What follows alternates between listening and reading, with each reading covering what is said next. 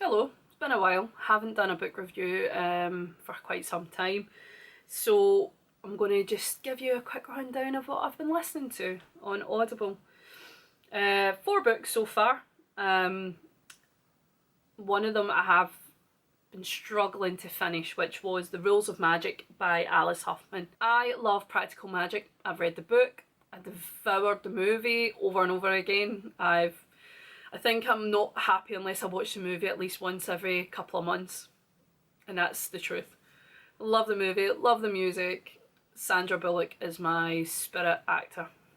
No joke. Anyway, the book itself is a prelude to what happens in practical magic. It's based on Jet, and the brother, so it's Bridget, Jet, as she's known, Frances, who is in the movie. Jet and Frances are in the movie. They're the aunts that the kids go to live when their parents die. Sorry, spoiler. And it's about the life that they lived before they became magical, or they're discovering they're magical. It takes part in between the Vietnam War, or just before the Vietnam War, and then it spends a chunk going through that time scale. So just to give you an idea of timing. The voice actress in this, I actually wish they just broke up the parts and gave it to a male actor to play the brother, and another actress to play Jet. She tries to put on different voices and it just doesn't work. I'm sorry, it's no reflection in her. I just think it's maybe bad editing. Maybe they would have thought more of it. So it follows these three young people's lives. Frances being the head of the family, then Jet, and then their brother. And it's all about the themes of, is it science, is it magical? Once they finally realise they think it's magical, how they grow up and live with it, and how they reform their lives. It does cover things like homosexuality, belonging, the age of science and where they come into it, love, even, sexual encounters. It covers all that. And I think when the book probably came out, it was a big thing. Being someone that's into Anne Rice and her writings, I understand the timing of all these books coming out and what things they cover. But I felt it was a slog. I really did think it was an utter slog. And I wouldn't probably say to people to go through that book. I'm being honest. Practical magic is lovely, and the greatest thing about practical magic versus the movie is there's different endings and there's other bits and bobs in it, so it makes it interesting. But when it came to this, I really did feel once I got halfway through the book, I was like, I could easily just leave it, but I'm committed and I'll finish it. And that's why it took me over 2 weeks to finish. I just couldn't go to another book until I'd done it. So yeah, I've read a couple of Alice Hoffman's books. They're good. They are good. I'll maybe draw a list down below to tell you what kind of books to go to try and that I prefer, to be honest.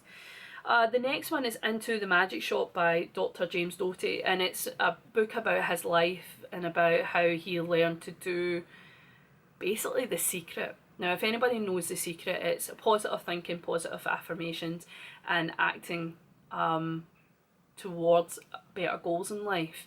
And he's taught this as very much a poor boy from a very low background in America, and he goes into a magic shop to buy a fake thumb, and it turns out that he meets the owner's mother, who teaches him through the summer how to imagine a better life, and it's brilliant. He does a lot of TED Talks. He works currently with the Dalai Lama. He goes from being very poor to very wealthy, went through a lot of different things because he joined the army in America. He's seen a lot of things, but what I like is that he's very honest about what he feels about those things now. He talks very honestly about being very wealthy and having all the cars he ever desired, but he never seemed to find the happiness that he really required because he missed the message along the way that he was being taught. So I don't believe it's a big book, but I think it was a good couple hours. Really good listen, and he actually narrates the book himself, so it's nice to hear that. The next one is Shrill by Lindy West. Lindy West has wrote a book that basically sums up my life experience as a whole. Being someone that's into comedy and being a woman and being an overweight woman, you tend to find that it's a bit problematic at times. And she talks about the whole public persona of being a bigger woman. She talks about how she perceives herself as well as the way that Will perceives her. She comes up with some very excellent points, and yeah, if you're like me, you're looking for someone who engages you more based on your personal experiences as a bigger, curvier woman, Lindy West is definitely the place to go. Her book Shrill, worth a listen, definitely. And then the next one is The Gentle Art of Swedish Death Cleaning by Marguerite Manganus. Probably murdered her name, I'm really sorry. We've went from Shrill to this. She basically is an older lady who's travelled the world, and she's teaching you how to sort your life out while you're alive for the next life. And it is brilliant. It's a very short listen. I think it was no more than 3 hours. And I do believe she narrates it herself. In fact, actually, let's see. Let's see. I thought she did, but maybe not actually.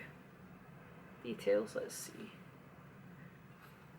I believe it was Juliet Stevenson, that's right, the British actress. Actually, it's really good. Really, really good.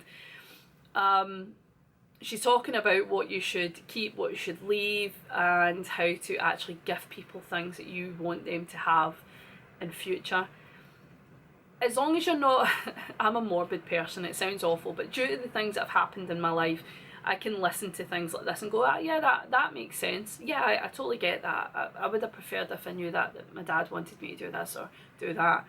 So listening to someone being very frank and saying, why do you need all this? You don't need all this. They don't want all this, and they don't have to deal with all this once you pass away, is actually a very refreshing book. It's just something different, and yeah, you get a bit bored with the same stuff, so why not listen to something a bit different? So yeah, that's what I've been listening to. I'm currently reading The Skin Estate, and I'm devouring that, so hopefully I'll do a book review on that soon. Anyway, if you like this video, please feel free to like, share, subscribe and comment, because I do love hearing from you. And until next time, take care. Bye.